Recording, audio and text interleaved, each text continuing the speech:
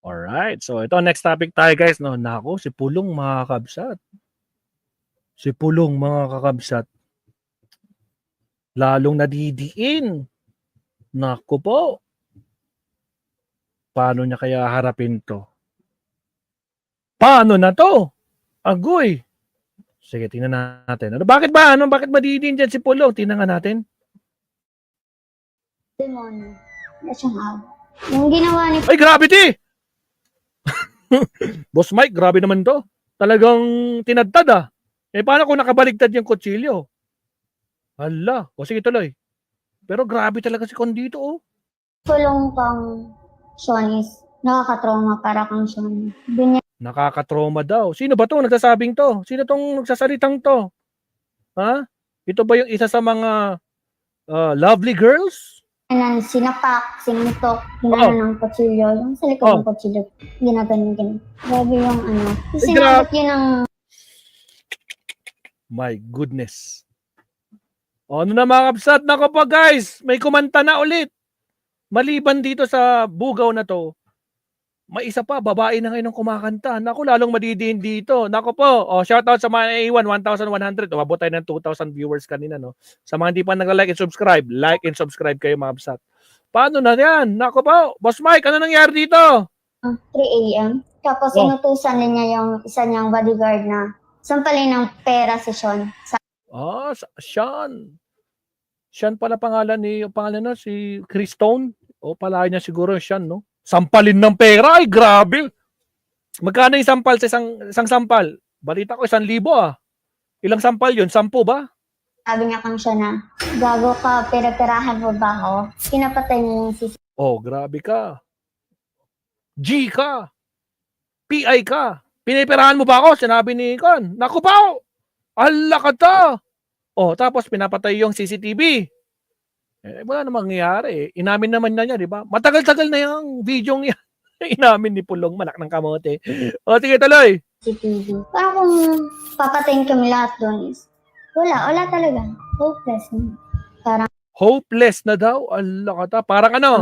Kung may nangyari kang Sean is, wala kami magawa. O, kung may nangyari daw kay Sean, dito sa, kanila, sa, paano ba sabihin? Bugaw. Kung may nangyari, wala daw sila magagawa. Itong mga babaeng to. Ala, grabe naman mga kabsat. Makapangyarihan si Pulong. Malakas siya dun sa Davao.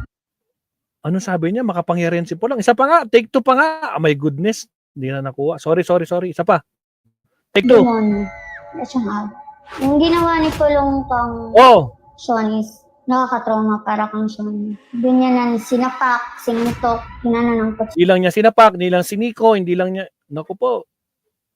Ay, grabe talaga. Yung sa likod ng kutsilyo, ginaganon. Grabe yung ano. Sinabot yun ng 3 a.m. Tapos inutusan niya yung isa niyang bodyguard na sampalin ng pera si Sean. Sabi niya kang siya na, gago ka, pera-perahan mo ba ako? Pinapatay niya yung CCTV. Parang kung papatayin kami lahat doon is, wala talaga. Hopeless.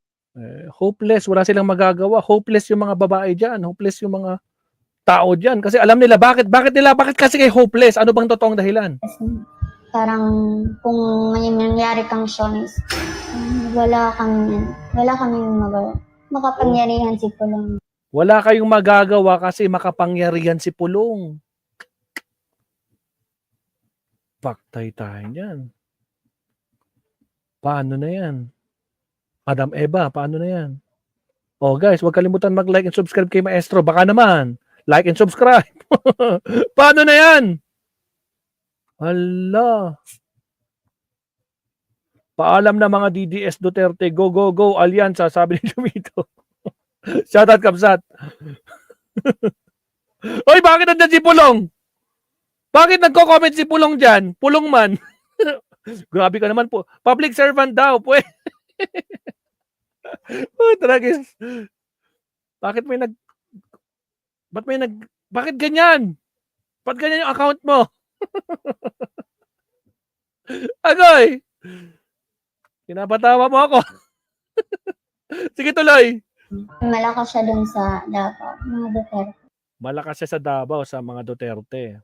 Parang yung mga staff doon, parang normal na lang kasi ganun talaga daw siya pag nalalasing. Oh! So walang magawa yung mga staff doon. So meaning madalas sa diyan. Anong pangalan yung ano yung bar na yun? Kung di ako nagkakamali.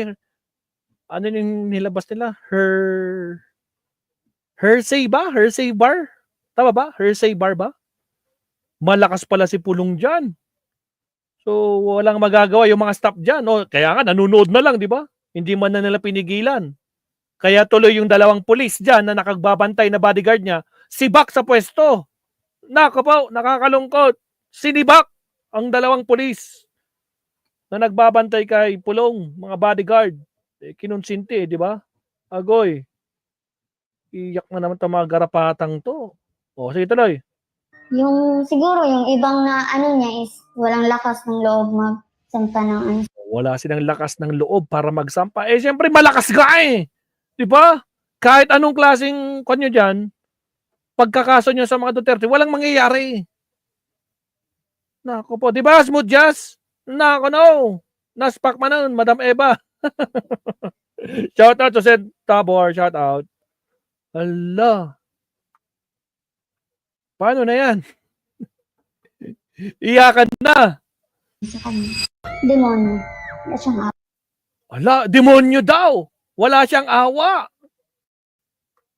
Grabe naman. Bakit? Yung ginawa ni Pulong pang Sean is nakakatrauma para Yung ginawa ni Pulong kay Sean is nakakatroma para kay Sean.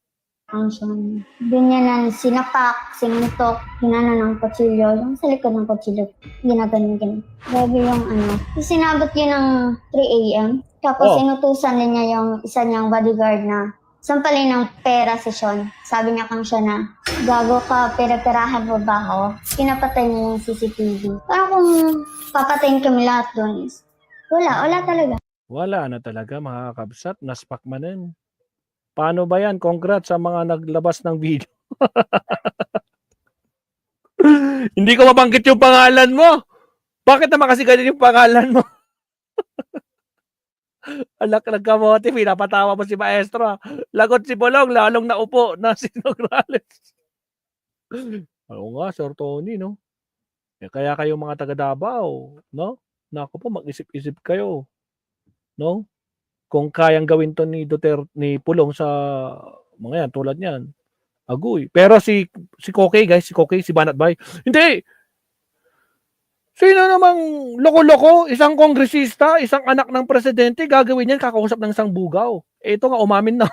Pati siya, pati nga si Pulong mismo umamin. Matagal-tagal na yung bidyong yan. Matagal na yan. Ibig sabihin, totoong nangyari. Tapos biglang cambio, no? Ipapa-authenticate pa daw yung video. Putra guys, papa-authenticate pa daw yung video, inamin mo na. Di ba? Putra guys, pagkatapos mong aminin, ngayon papa-authenticate mo na. Bakit? Nasabihan ka ng abogado mo? Tinuruan ka na. Putra guys. Nako po, Shones, madam, welcome back. Nako po. Agoy! Shout out, Annalyn Ando. Shout out po. Sa mga bagong pasok, guys, huwag kalimutan mag-like and subscribe. Baka naman, mabsat. As of now, ilan na yung like natin? Sa mga di pa nag-like dyan, baka naman, ang kakabsat. Maraming salamat. 1,000 plus na pala yung like natin, mabsat, no? 1,000. Wait, hindi ko nakita. 1,280. 1,280. Maraming salamat. Mga kabsat. Thank you very much. Baka naman. Like and subscribe po. At syempre sa 24,200. Grabe, 24,200 na yung live stream natin as of now. Mga garapata, walang nag-press 2 kahit isa. Bakit? Natatakot kayo? Desperado na din kayo? Yung amo nyo, desperado. Pati kayo, desperate na kayo. Ipaglaban nyo. Kasi yung amo nyo, sabi niya, yung totoong trajectory namin parang kwan lang dalawa lang makakapasok. Anyari sa dalawa? Anong nangyari sa 10? Naging 2? Agoy! Nako po, Mami Pierre, anak maestro po, agpatingati. Dakes nga aramid dan iso. 5 peso data, Mami Pierre. Kasta nga talaga. Gungunada, kunada nga ro, di ba? Agoy! Nako po! Grabe mga kabsat, no? Actually, meron pang isang interview kung di ako nagkakamali sa ABS-CBN. Meron, may shinare ako na isa, ganun din ang anggulo. Pero agoy. Nako, paano ba 'yan? Talagang kaabang-abang yung magiging resulta ng Davao mamaya, no? Tingnan natin. Kung sakali mang manalo si Pulong, nako pa, good luck sa inyo. Ha? Good luck sa inyo diyan sa Davao. Alright, total nakita nyo naman na nako po, kayo na lang, magbulag-bulagan pa rin kayo. Kayo na bahala dyan. O siya, puntahan natin yung sinabi, balik tayo kay Amy Mabsat. Balik tayo kay Madam Amy. So yan po kay Pulong mga Mabsat, nako po, lalong nadiin siya dito sa bagong expose ng isa sa mga mga nagsabi sa mga pangyayari, sa mga nandun, malamang isa ito sa mga sa mga lovely girls. Hira mo, na-trauma talaga sila mga Kabsat. Agoy. O siya, iwan na natin to. Pulong, good luck sa'yo. Okay, tuloy. Punta na tayo dito sa natin. Pinaka main topic, Amy Marcos. Pasok.